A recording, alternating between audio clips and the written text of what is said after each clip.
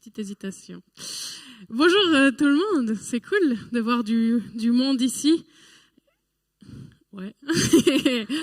Merci Max. C'est cool parce que du coup vu qu'il y a moins de monde, c'est un peu plus intime, on entend les bruits de chacun.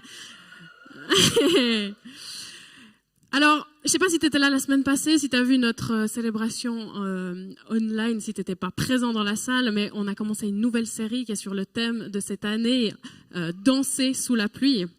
Et moi, je suis vraiment fan. Franchement, je trouve ça trop bien, trop cool. Je me réjouis vraiment de voir ce qu'on va pouvoir vivre tout au long de cette année, parce qu'on le vit sur le mois de janvier, mais on va la vivre justement tout au long de cette année. Et ça va vraiment être quelque chose de chouette. Et je me disais juste, enfin, peu importe en fait sous quoi tu danses, la question c'est pourquoi est-ce que tu le fais et pourquoi tu danses, et la réponse c'est parce que c'est sur Jésus que tu fixes ton regard et pas sur les circonstances qu'il y a autour de toi. Et moi ça me parle, vraiment ça me parle, et j'ai vraiment envie, peu importe ce qui me tombe dessus, d'essayer de fixer mes yeux sur Jésus et sur rien d'autre, et de danser sous la pluie. Et j'ai envie d'arriver à la fin de cette année en me disant ok, il y a eu des trucs cool, des trucs moins cool, mais j'ai dansé sous la pluie. Et c'est ça que moi j'ai envie d'arriver à la fin de cette année, et c'est ce qu'on a envie d'arriver en tant qu'Église aussi. Et je sais pas ce que toi t'en penses pour ta vie, pour qui tu es. Est-ce que tu as envie de danser sous la pluie, peu importe les conditions, ou est-ce que tu vas plutôt rester les bras ballants au moindre petit nuage qui arrive? Dieu, lui, il a envie que tu danses. Ça, c'est une certitude. Et je me réjouis de voir tout ce qu'on va pouvoir apprendre, parce que Dieu, il a envie que tu danses. Donc, on parle de danser sous la pluie, et c'est en lien avec le psaume 34. Je fais juste une petite remise en contexte si tu n'étais pas là ou que tu ne nous as pas entendu dimanche passé. Et puis, ça m'aide aussi pour démarrer ce message et pour vraiment comprendre ce que je vais dire plus tard. Donc, dans ce psaume 34, David, il l'a écrit suite à l'expérience qu'il a vécue avec le roi Akish. C'était le roi des Philistins, donc ennemi d'Israël. Et en fait, il se fait un peu attraper par ces Philistins, et il se retrouve devant le roi Akish, et il va se faire passer pour un fou, quelqu'un qui a un peu des problèmes mentaux. Parce qu'il sait qu'à cette époque-là, les gens qui ont des problèmes, on ne peut pas vraiment leur faire du mal, en fait. Et du coup, le roi va le laisser s'en aller. Donc ça, c'est vraiment très, très résumé. Et donc, quand David il sort de cette expérience, il se rend bien compte que c'est pas grâce à ses talents de comédien, ni à ses excellentes idées, qu'il s'en est sorti sain et sauf. C'est vraiment grâce à l'action de Dieu. Et du coup, il vit cette expérience avec Dieu. Il en a déjà vécu d'autres, mais ça lui permet d'aller encore plus loin dans son intimité personnelle avec Dieu, dans son expérience avec lui. Et, il sait que Dieu, il est bon, il l'a déjà vécu plusieurs fois, mais c'est encore une fois de plus une manière de vivre la bonté de Dieu. Et du coup, il va écrire ce psaume 34. Et donc, c'est vraiment de la reconnaissance à l'état pur. Enfin, il est vraiment reconnaissant envers Dieu, et je trouve vraiment fort et inspirant aussi pour nous de lire un psaume comme celui-là, parce que c'est inspirant de voir comment David était reconnaissant et comme nous, on peut l'être aussi. Et du coup, on va lire du coup les versets de ce psaume 34 qui se rapportent au message d'aujourd'hui. Et donc, on va comprendre que le fait de croire en Dieu et de croire que Dieu, c'est un Dieu qui agit, ça change tout dans nos vies. Alors, on commence au verset 7 et on va jusqu'au verset 11. « Quand un malheureux crie, l'Éternel l'entend et il le sauve de toutes ses détresses. L'ange de l'Éternel campe autour de ceux qui le craignent et il les arrache au danger. Goûtez et voyez combien l'Éternel est bon. Heureux l'homme qui cherche refuge en lui. Craignez l'Éternel, vous ses saints, car rien ne manque à ceux qui le craignent. Les lionceaux connaissent la disette et la faim, mais ceux qui cherchent l'Éternel ne sont privés d'aucun bien. » Je sais pas ce que tu en penses. Moi, comme ça, je l'ai lu, je me suis dit, waouh, c'est puissant. Et puis, voilà. Mais quand tu vas vraiment... Non, faut pas le prendre mal. Non, ce que je veux dire, c'est que tu lis ça, puis c'est vachement cool, puis après, tu lis les nouvelles, puis tu as déjà oublié ce que tu as lu. Parce que là, l'idée, c'est qu'on va aller vraiment profondément dans ces versets, et puis essayer de les creuser un peu. Donc, on recommence avec le verset 7 et on va vraiment le creuser un petit peu plus intensément. Quand un malheureux crie, l'Éternel entend et il le sauve de toutes ses détresses. Dieu, il a envie que tu danses, parce que si tu cries, il va t'entendre et il va te sauver. Enfin, si tu es malheureux et que tu cries, il va t'entendre et il va te sauver de toutes tes détresses. Je trouve que c'est intéressant parce qu'il utilise ce mot malheureux. Je sais pas si toi tu dis souvent « Ah, je suis malheureux » ou « malheureuse ». Moi, très rarement. Je pense que je l'ai peut-être même jamais dit. Dans le sens que c'est vraiment profond comme mot. Enfin, c'est vraiment tu es dans la détresse, c'est le cas de dire. Quand tu es malheureux, c'est pas un souci un petit souci ou un truc assez léger. Dieu, il dit quand un malheureux crie, je l'entends et je le sauve de toutes ses détresses. Il dit pas si tu as juste un petit souci léger, je viendrai te donner un coup de main. Non, si tu es malheureux, je vais venir. Donc il va vraiment aider, enfin il va vraiment te soutenir, te sauver de toutes tes détresses si tu es malheureux. Et donc c'est vraiment intense. Ensuite, il y a le verset 8. L'ange de l'Éternel campe autour de ceux qui le craignent et il les arrache au danger. Dans ce verset, quand il cite l'ange de l'Éternel, c'est un ange un peu spécial, dans le sens qu'il y a vraiment cet ange-là, spécialement en hébreu, il est cité peu de fois dans l'Ancien Testament et il est cité que 3 fois dans les psaumes.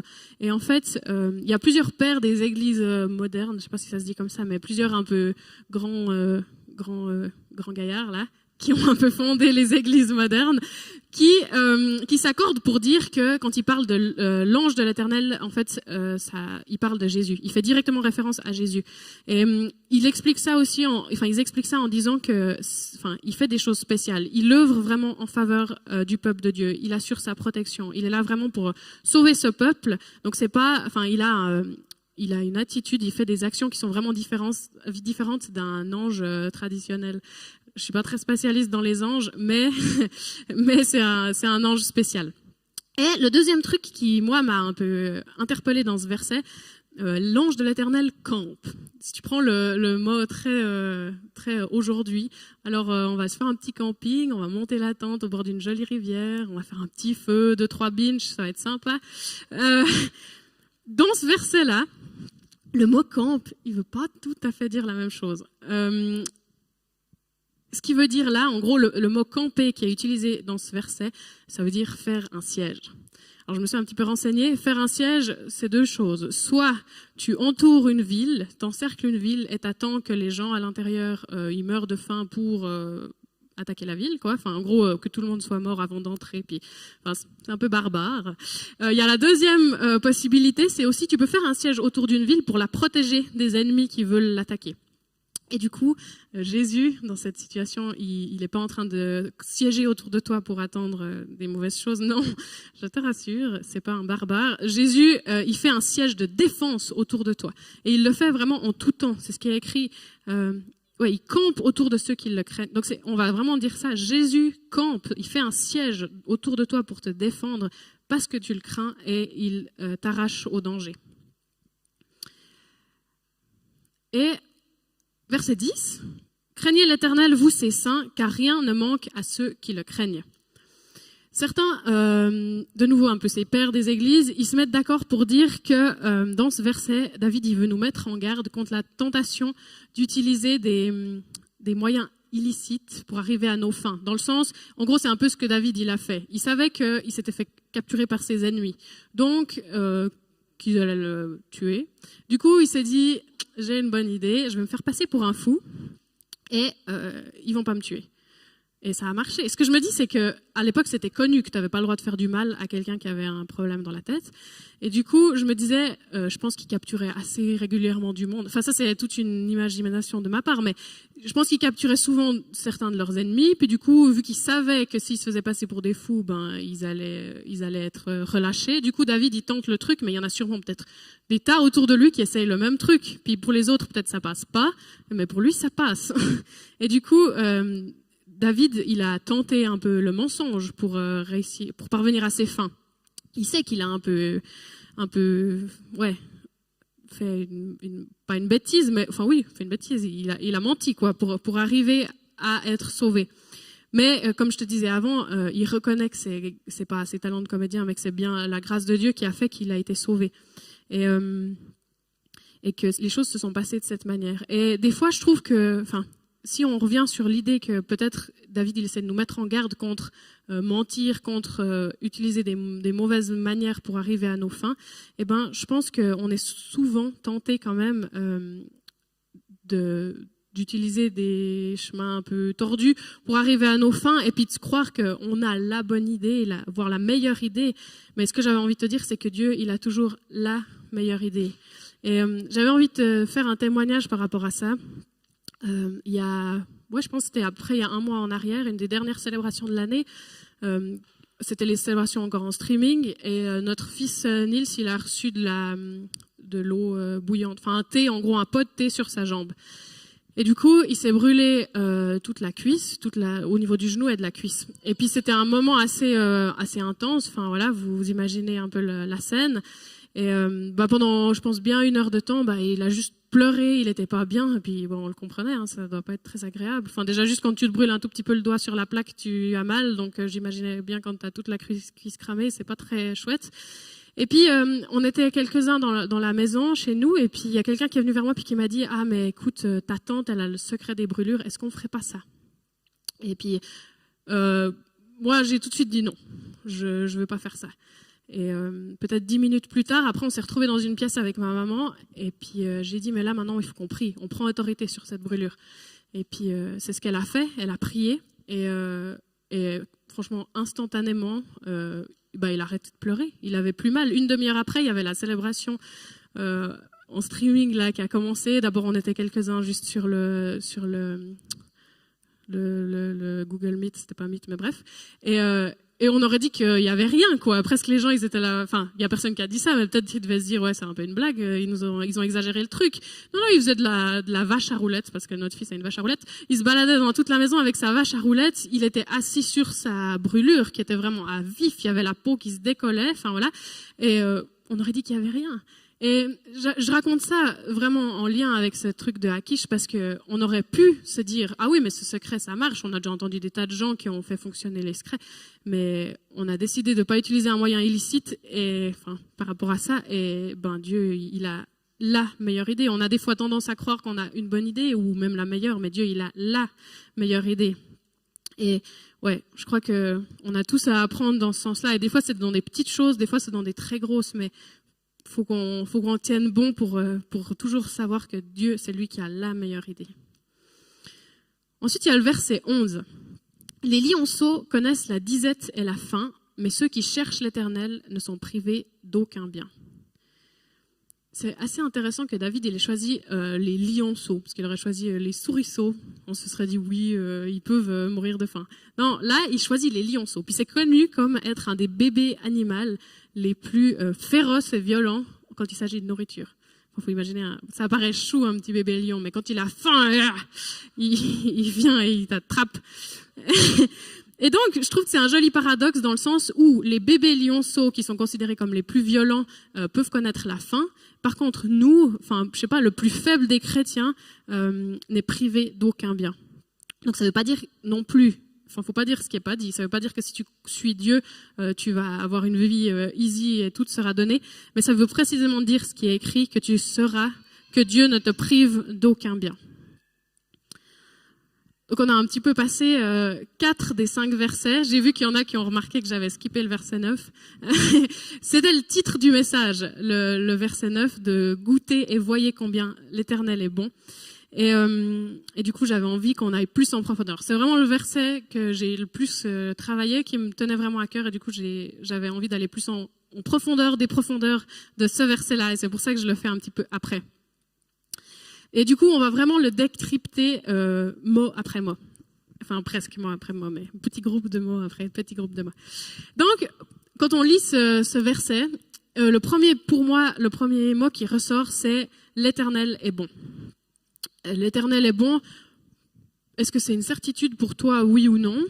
Je ne sais pas si tu te souviens au début du message, je t'ai vraiment dit que l'expérience que David a vécue avec ce roi Akish, il expérimente personnellement la bonté de Dieu et que ça lui permet vraiment d'expérimenter cette bonté. Il sait que Dieu est bon. Et du coup, il pose pas la question si Dieu il est bon ou pas. Il te la pose pas non plus à toi. Il dit pas est-ce que l'Éternel est bon? Je fais toute une rédaction là-dessus. Non, il affirme, c'est une certitude. L'Éternel est bon. Il le clame haut et fort et il t'annonce une vérité. Et ensuite vient le début du verset. Goûter, il dit ce mot goûter. Et quand il dit ce mot goûter, c'est pas en mode dégustation de vin, tu mets un peu le vin dans ta bouche puis tu craches le reste, tu vois. Non, c'est vraiment en mode goûter par l'expérience. Donc t'avales le vin, tu vois ce que je veux dire? Parce que si tu goûtes pas, bah tu peux pas savoir quel goût ça a. Je sais pas si à toi aussi tes parents ils t'ont dit quand tu étais petit, tu dois goûter avant de dire que t'aimes pas. Tu vois ce que je veux dire? Moi on me l'a dit en tout cas. Il faut au moins goûter, au moins une fourchette. Hein. Et ben, mais je trouve que c'est bien maintenant. Et je le fais aussi. Et c'est à peu près dans ce sens-là qu'il est écrit ce mot de goûter. À un détail près que si tu goûtes à Dieu, eh ben moi, je vais te le dire de cette manière. Toi, tu le vois peut-être différemment, mais moi, je te le dis. Si tu goûtes à Dieu, tu as l'assurance d'aimer ce que tu vas goûter. Tu vas aimer ce que tu vas vivre avec lui. C'est sans pareil de vivre une vie avec Dieu. J'avais envie de faire cette différence avec les chrétiens ou avec l'Église et Dieu. Parce que peut-être tu as connu des chrétiens qui t'ont déçu et ben voilà. Peut-être tu as connu des églises qui t'ont déçu. Ben voilà. Mais Dieu, c'est autre chose. Dieu, il est parfait. Et j'ai envie vraiment de te dire que si tu goûtes à Dieu, tu as l'assurance d'aimer. Et ensuite vient les deux mots d'après qui dit « et voyez ». Donc il dit pas « goûte et peut-être que tu verras si l'Éternel est bon ». Il te dit « goûte et vois ». C'est pas du conditionnel, c'est de l'impératif. C'est « boum, goûte et vois ». Il y a un saint qui s'appelait Bernard. Je sais pas si vous voyez, Saint Bernard. Moi j'ai beaucoup ri. Julien, il riait pas du tout quand je lui ai fait le message. Apparemment, vous êtes plus comme Julien que moi, mais bon, j'ai un humour un peu pourri. Donc, j'imaginais un chien qui disait si tu ne goûtes pas, ouf, ouf. Non, bref, si tu ne goûtes pas, tu ne verras pas. Voilà. Si tu ne goûtes pas, tu ne verras pas. Mais j'ai envie de te dire, puisque tu vas goûter, tu vas voir et tu vas voir que l'Éternel, il est bon. Et il y a un dernier mot dans cette première phrase qui est combien. Goûtez et voyez combien. Pas goûter et voyez si, goûter et voyez peut-être, mais goûtez et voyez combien l'Éternel est bon. C'est un fait. De nouveau, c'est un fait. Et David, il pose le cadre. Il a expérimenté ça. C'est pas genre un mec qui te fait une grande théorie, mais qui a rien vécu. Il a vraiment expérimenté ça dans cette expérience et puis dans plein d'autres. Et il te dit, l'Éternel est bon. Et si tu fais ce pas de goûter avant de dire, oh, c'est pas vrai, de toute façon, Dieu, j'aime pas ça, j'aime pas la religion, j'aime pas l'église, j'aime pas rien. Forcément, tu peux pas savoir. Mais si tu fais le pas de goûter avant de dire quoi que ce soit, eh ben, tu verras que c'est le cas. L'Éternel est bon et c'est une certitude. Et j'avais encore envie de préciser que dans ce verset, quand David écrit l'Éternel est bon, il parle pas de l'Éternel comme d'un truc spirituel ou intellectuel très lointain. Il en parle, le mot qui est vraiment utilisé, c'est quelqu'un avec qui il a vécu des expériences. C'est comme un ami, quelque chose de concret, quelqu'un de concret. Et il nous dit clairement ce qu'il a vécu. Il a crié à lui, il dit comment il a expérimenté des choses avec lui, comment il l'a vu agir. Et l'Éternel, il dit... il dit comment il a vu Dieu mettre à l'œuvre sa bonté dans sa vie à lui. Et je me dis, des fois, on peut dire que les expériences, c'est une chose, et puis la Bible et la foi, c'en est une autre. Mais je pense que les expériences qu'on vit chaque jour avec Dieu, et il y en a beaucoup, des fois, on ne se rend pas compte de tout ce qu'on vit avec Dieu, je pense, elles se rattachent à notre condition d'humain. Ces expériences, elles se rattachent à notre condition d'humain et elles permettent à notre foi de grandir. Alors c'est clair que c'est pas là-dessus qu'il faut qu'on mette les fondements de notre foi, mais elles nous permettent de grandir. Et les expériences humaines qu'on vit, elles nous rapprochent spirituellement de Dieu et elles nous donnent envie d'en apprendre plus. Donc finalement, l'un va avec l'autre. Parce que si on vit des expériences, on a envie d'apprendre plus de Dieu et du coup, on va se plonger plus dans la Bible et c'est ça qui donne vraiment du fondement à notre foi. Et puis, ce verset, il a une deuxième partie, ce verset 9, qui dit « Heureux l'homme qui cherche refuge en lui ». Et ce mot « heureux », il est quand même assez percutant. Qui ne veut pas être heureux? T'as déjà rencontré quelqu'un qui t'a dit « Ah non, moi, être heureux, ça m'intéresse pas. Je préfère être malheureux toute ma vie. » Ah là, j'ai dit le mot malheureux. Non, je préfère être triste toute ma vie. Non, David, là, il va te donner la clé pour être heureux. Et du coup, est-ce que tu veux la clé du bonheur? Heureux l'homme qui cherche refuge en lui. Alors, je vais rentrer dans quelque chose et je te prie, Seigneur, que tu puisses vraiment faire que les gens comprennent ce que tu m'as mis à cœur dans un français qui est compréhensible. Au premier abord, on se dit, quand on lit cette phrase, « Heureux l'homme qui cherche refuge en lui », ça veut dire que si je cherche refuge en Dieu, je serai heureux. Oui, mais moi je le vois un petit peu différemment. Faut pas tourner la phrase comme elle n'a pas été écrite. Dans le sens, il a bel et bien écrit « Heureux l'homme qui cherche refuge en lui », mais il n'a pas écrit « Si tu cherches le refuge en Dieu, tu seras heureux ». Moi je le comprends comme ça. Ça veut dire que le fait que tu cherches le refuge en Dieu, c'est déjà être sur la voie de la bénédiction. Tu es sur la bonne voie en cherchant en lui le refuge. C'est un peu jouer sur les mots. Et puis quand je préparais ce message, je me disais, waouh, ils vont rien comprendre, ça va être très bizarre. Moi, je saurais pas quoi dire, et puis je serais déçue de pas que les gens comprennent pas. Du coup, j'ai vraiment demandé à Dieu, mais Seigneur, comment est-ce que je dois le dire de la bonne manière? Et là, il m'a donné une image. Et je pense que c'est une manière vraiment plus concrète et imagée d'expliquer ce que j'ai sur le cœur, et que Dieu peut peut-être plus vous parler à travers ça. Donc, est-ce que tu peux mettre l'image d'orchestre, s'il te plaît? Voilà. C'est pas mal. C'est joli, non?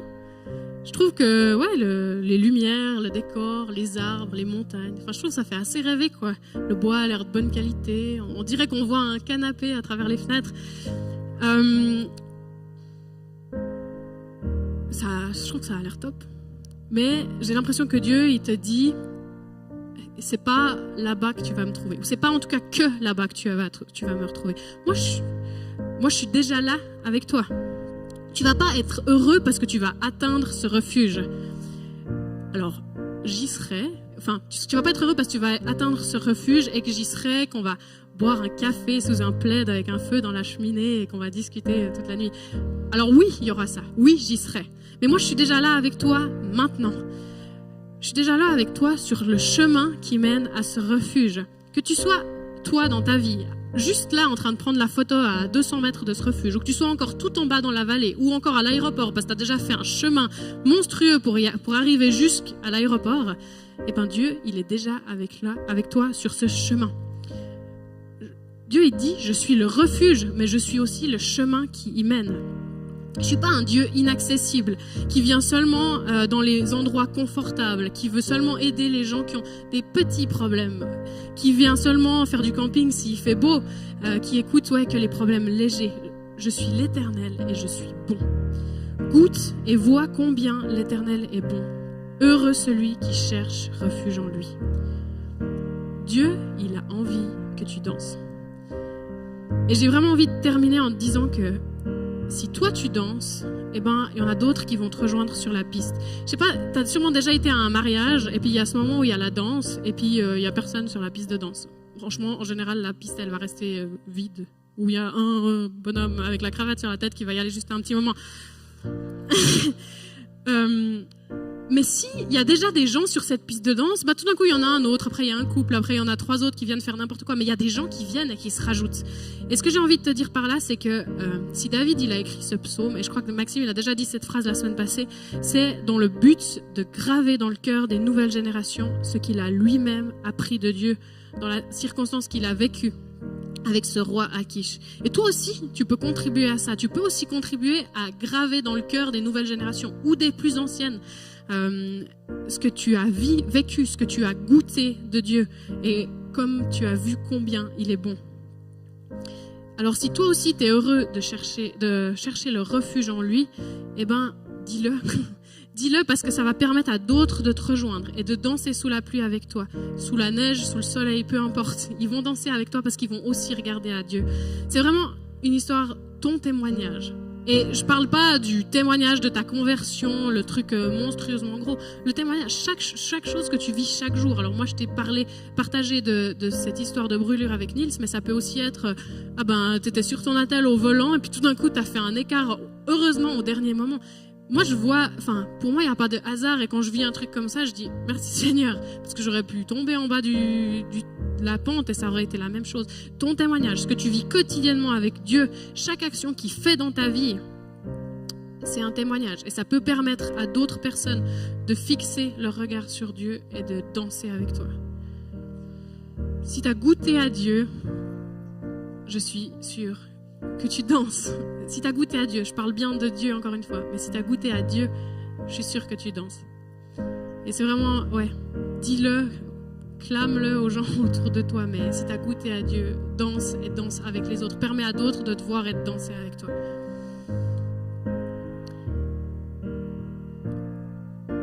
J'ai prié. Ouais, Seigneur, merci parce que tu es l'Éternel et que tu es bon et que quand on goûte à toi, il n'y a aucun risque qu'on n'aime pas. Il n'y a que des risques qu'on aime, ce qu'on va vivre avec toi, Seigneur. Avec toi, Seigneur, parce que tu es bon. Et je te prie que chaque personne ici, tu puisses vraiment lui montrer à quel point tu es bon. Parce qu'on vit tous des circonstances différentes. On a tous des vies, des choses qui se sont passées, qui sont différentes dans nos vies. Et je te prie que tu puisses montrer à chacun à quel point tu es bon et à quel point on peut danser avec toi, peu importe ce qu'on vit, parce que c'est toi qu'on regarde. Ce qu'il y a autour de nous, c'est une chose, mais quand on regarde à toi, on peut danser avec toi, Seigneur. On peut danser en étant triste, on peut danser en étant heureux, mais on regarde à toi et toi, tu viens transformer nos vies et ça permet à d'autres d'avoir leurs vies qui sont transformées aussi. Et je te prie vraiment que tu puisses nous permettre d'être des danseurs jusqu'au bout de la nuit, jusqu'au bout de nos vies, pour que plein d'autres gens aient envie de se rallier à toi, Seigneur, et qu'on puisse être tellement à danser au paradis plus tard aussi avec toi. Merci, Seigneur, parce que tu es tellement bon.